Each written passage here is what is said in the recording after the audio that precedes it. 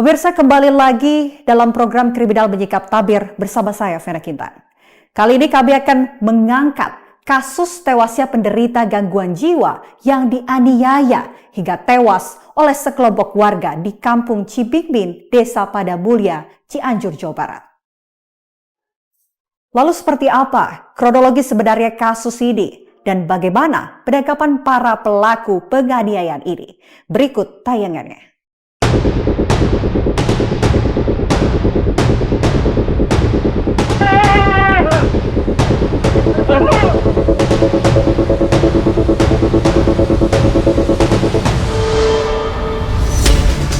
Saya ambil si kayu setek karena dia siap udah bawa parang, dia saya pukul tangannya. Pengennya mendapatkan keadilan yang berlaku di Indonesia.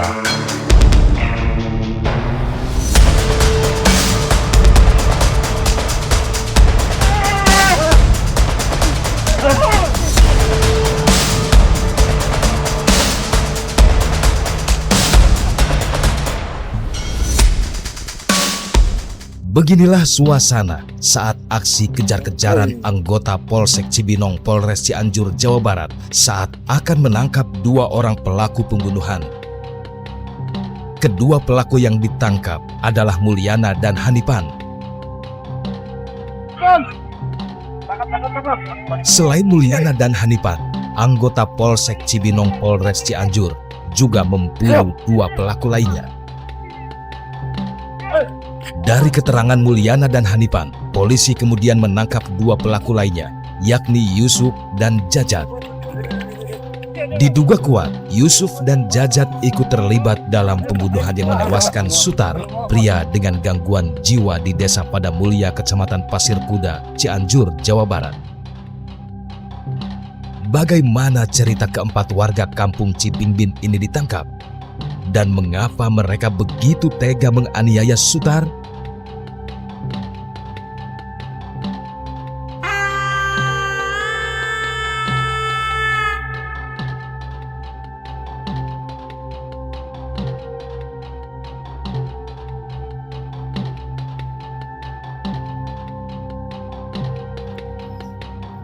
Pertengahan November 2021 silam, warga sekitar perkebunan Bintang Blok Astana Panjang, Desa Padasuka, Kecamatan Cibinong, Cianjur Selatan, digegerkan dengan penemuan tubuh Sutar, pria berusia 45 tahun.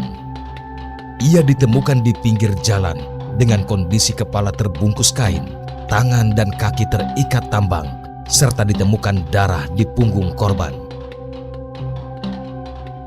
Sejumlah warga membawa Sutar ke lokasi pemasungan. Namun 1 hari setelah itu, Sutar ditemukan meninggal dunia.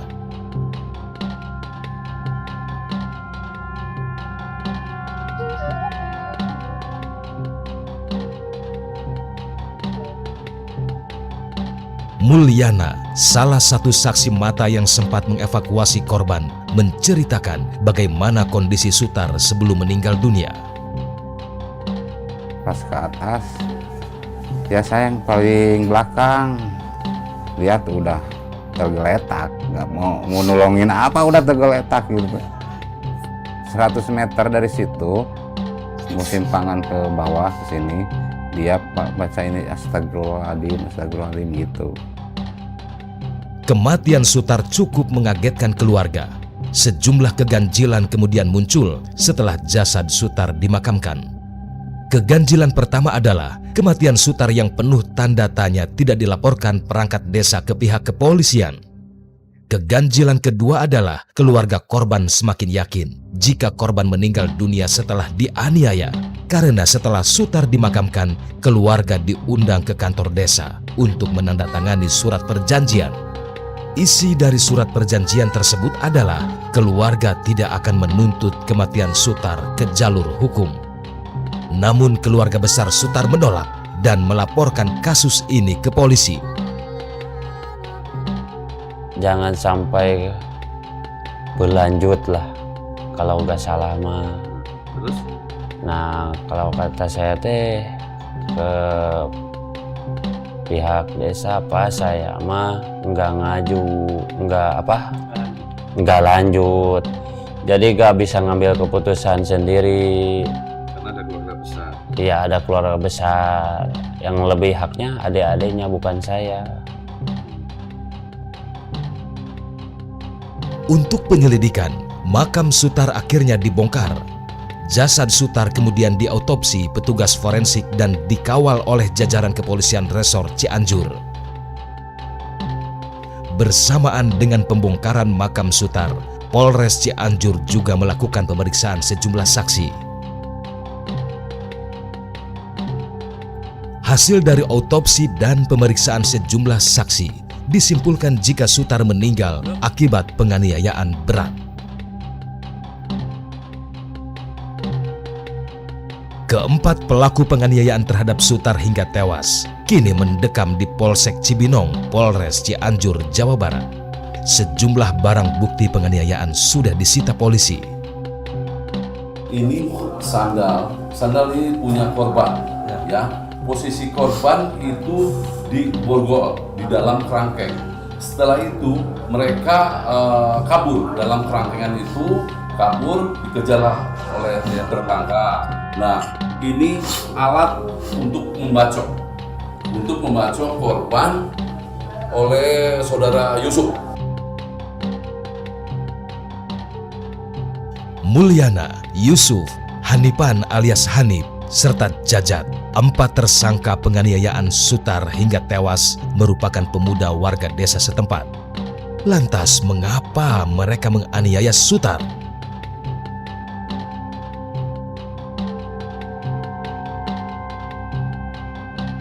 Sempat menjadi pekerjaan rumah aparat kepolisian karena baru dilaporkan hampir 1 bulan sejak kematian korban. 4 pelaku akhirnya ditangkap Polsek Cibinong, Polres Cianjur, Jawa Barat. Kepada tim Menyikap Tabir TV One, 2 pelaku buka suara mengapa mereka menganiaya hingga akhirnya korban meregang nyawa.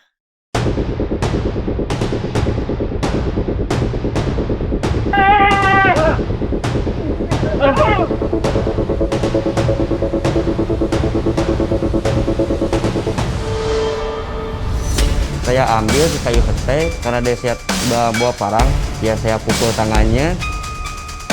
Pengennya mendapatkan keadilan yang berlaku di Indonesia.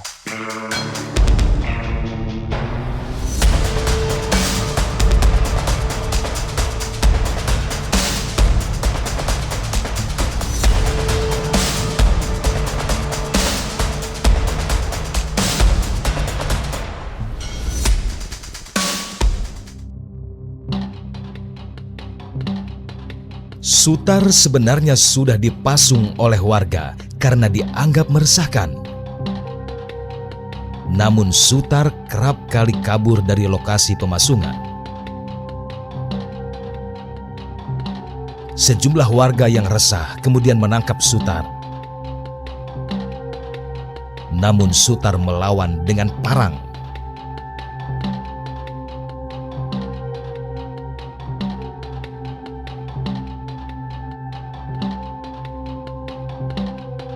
Tim Menyingkap Tabir TV One mencoba untuk menggali motif dari para pelaku penganiayaan yang menyebabkan Sutar meregang nyawa.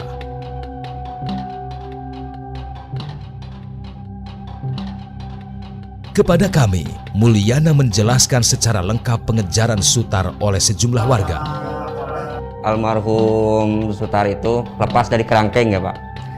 Setelah itu lalu saya pergi ke rumah orang tua saya. Nah di sana udah ada Pak Poldes, lalu sama Pak Poldes itu disuruh dipinta bantuannya untuk mencari keberadaannya maksudnya Pak.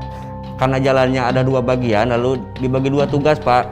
Saya dari arah Jalan Waspada, yang rombongan yang satu lagi jalan arah Giri Mukti. Pertama nyampe itu Jajat, terus saya Pak, terus Hanipan sama Yusuf. Ya saya tungguin Pak. Ya, setelah saya ditungguin, dia itu ambil parang Pak. Saya berpikir itu buah simalakama Pak. Kalau saya dibiarin, bisa-bisa saya pribadi yang kena bacok Pak. Kebetulan itu ada sejenis kayu bakar Pak. Saya ambil, ya saya pukul tangannya. Lalu si parangnya jatuh, saya pukul lagi tangan yang sebelah sini, lalu saya pegangin si sarung karena dia pakai sarung, Pak. Pakai sarung, lalu dibelakangin, saya pukul lagi sebelah sini, Pak. Setelah itu saya bawa ke jalan, di jalan ada Hanipan sama Muhammad Yusuf. Setelah itu ya kenalah sama Muhammad Yusuf, kenalah bacokan, Pak. Setelah itu lalu datanglah Bob Jajat, karena dia masih merontak-rontak, Pak. Lalu si tangannya diginiin, lalu diikat, ya. Menurut Mulyana, Sutar sehari-harinya kerap membantu orang tua Mulyana mengurus kebun. Sutar juga sempat mengancam adik Mulyana. Lagi kerja di kebun, berdua sama adik saya, Pak. Si adik saya, Pak tolong, dilihat dari sana Sutar udah bawa parang. Tapi sama bapak saya disamperin, mau dibikinin kopi, mau dikasih rokok. Sudah gitu dia mulai nafsunya lemah. Tersangka lain yang kami temui adalah Jajat. Ia berperan membantu Mulyana menganiaya Sutar. Di situ Sutar ada di koredan, Sutar posisi lagi duduk, lagi membelakangi jalan gitu. Mulyana turun dari motor menyamparkan Sutar. Di situ saya langsung lari ke arah kebun saya untuk mencari sinyal, untuk menginformasikan ke aparat desa. Dikirain saya, jadi posisi Sutar ada yang menunggu Mulyana, apalagi yang dua di belakang. Jadi perhitungan saya Sutar gak akan kemana-mana gitu, ditangkapnya sama aparat. Saat kejadian, Jajat sebenarnya berada jauh dari Mulyana. Namun karena Sutar terus melawan, Jajat akhirnya membantu Mulyana mengikat tangan Sutar. Saya melihat darah di punggung, saya kasihan lah sama orang itu gitu, sama Sutar. Tapi dia masih berontak. Nah, saya mengikat tangannya gitu, membantu. Misteri kematian Sutar, orang dengan gangguan jiwa, menjadi pekerjaan rumah bagi kepolisian Resor Cianjur.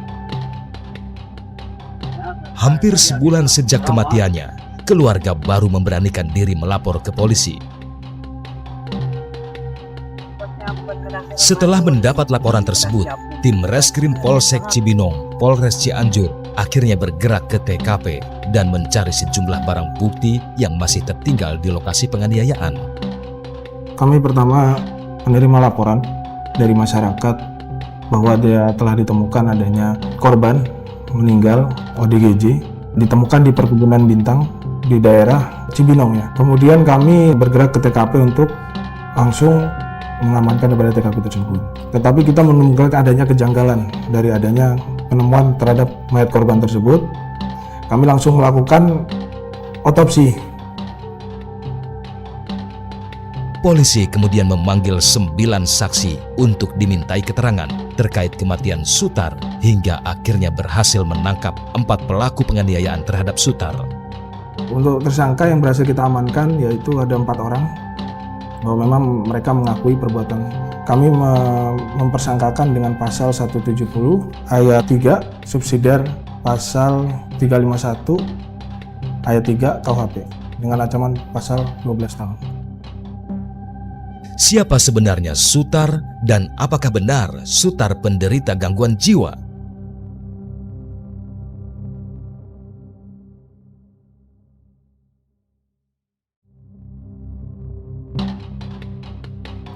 Sutar sempat ingin ditangkap warga untuk dipasung kembali karena dianggap meresahkan.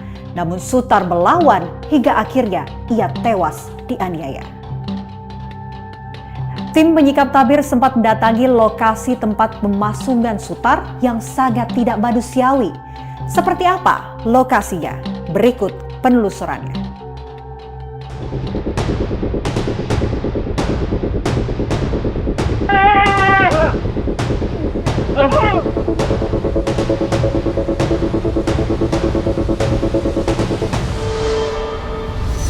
Saya ambil di kayu petai karena dia siap udah bawa parang, ya saya pukul tangannya.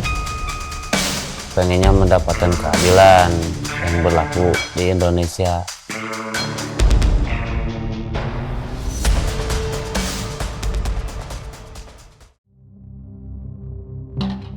Siapa sebenarnya Sutar, korban penganiayaan yang ditemukan warga di perkebunan Bintang, Blok Astana Panjang, Desa Padasuka, Kecamatan Cibinong, Cianjur, Jawa Barat?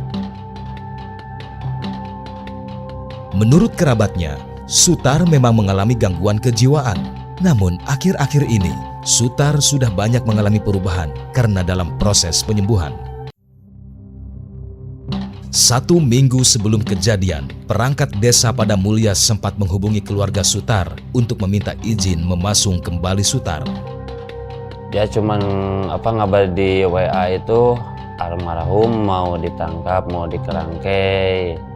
Nah, udah nggak lama kemudian dia ngabarin lagi almarhum keluar dari kerangkei. Namun Sutar sempat kabur 2 hari sebelum kejadian penganiayaan terhadapnya. Menurut Andi, selama Sutar mengalami gangguan jiwa, ia belum pernah dibawa ke pengobatan medis. Sebelum kejadian penganiayaan ini, Sutar sangat rajin untuk bekerja. Bahkan ia sempat membeli sepeda motor dari hasil kerjanya di kebun. Dia sampai kamu beli motor 3 kali nawar. Mungkin dia udah mulai kalau orang itu orang sakit udah mulai mau sembuh kayaknya.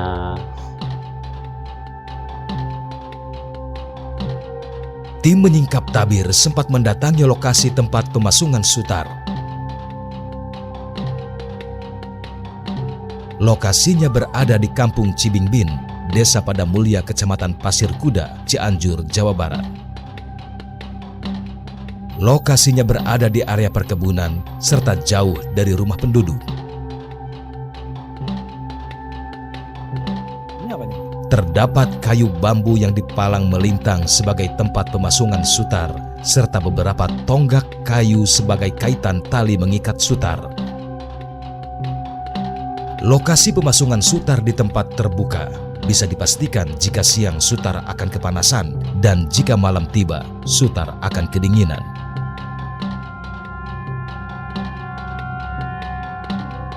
Disinilah tempat Sutar dipasung dan 2 hari sebelum kejadian sempat melarikan diri dan ditemukan tewas di perkebunan hutan Cinagrok.